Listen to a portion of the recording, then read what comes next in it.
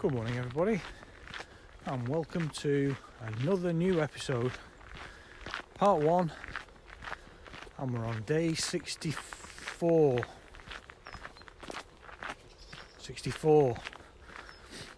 It's getting hard to keep track now. It's another still morning. That wind's certainly disappeared now. Slightly overcast, but it's not cool, reasonably pleasant. The sun is coming up, but you can't see it too well because of the clouds. I've been to collect the camera. I placed it in amongst the fallen oak limb last night, overlooking the area where we saw the two foxes together many moons ago. And I've checked the camera. There's only 9 clips on there, but 2 of them have definitely got a fox on it, so we know we've got something to have a look at when we get back.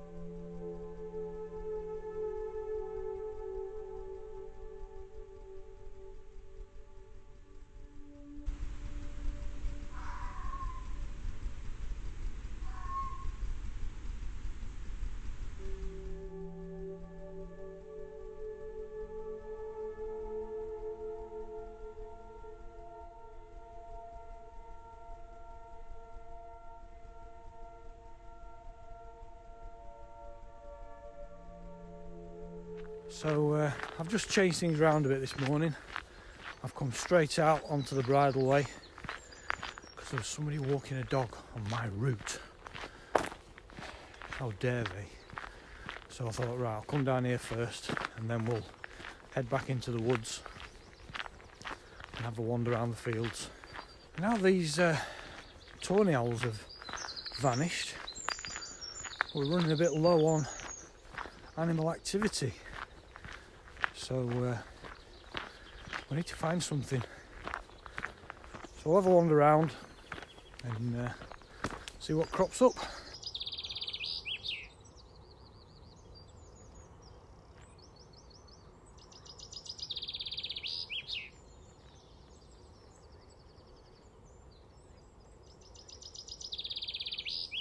Don't know whether you can see that, just in the middle of the screen there, just above the hedge. There's a bit of a rainbow.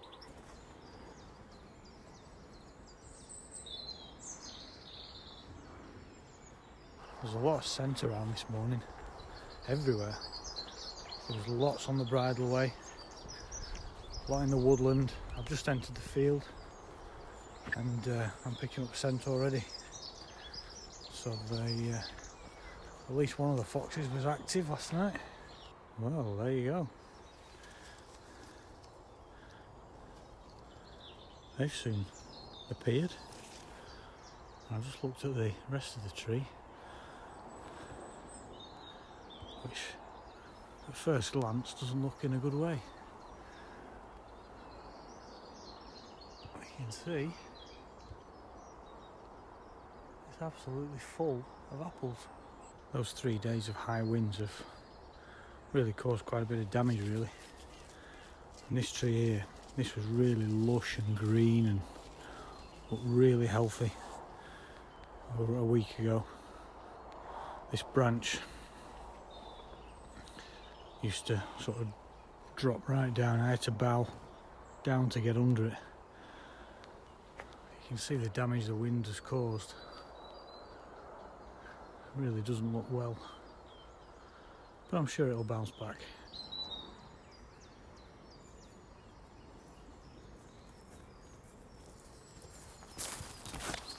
Looks like the kids have been making use of the fallen branches to make even more debris shelters.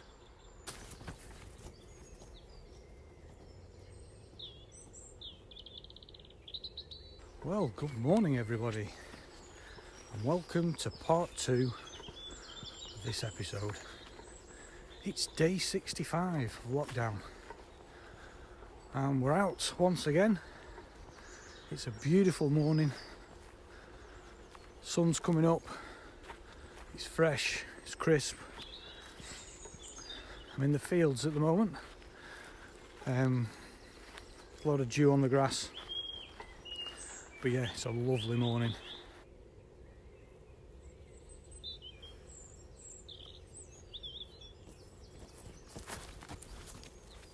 So I've just been to collect the camera, and I just quickly checked to see if there was any clips, and there was quite a few actually.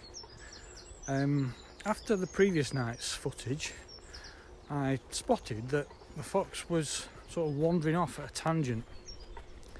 There was no path, just wandered off into the sort of bushes and scrub and long grass, and that got me thinking, because every other time I've placed the camera, I've always placed it on a well-trodden path, because I just assumed that's what it follows. So I thought, right, I want to mix things up a bit. I actually put the camera in the woods, in a place where there was no actual path. It was just on a tree, looking at an area that was slightly open, but like I say, no definitive path. Place the bait, hope for the best.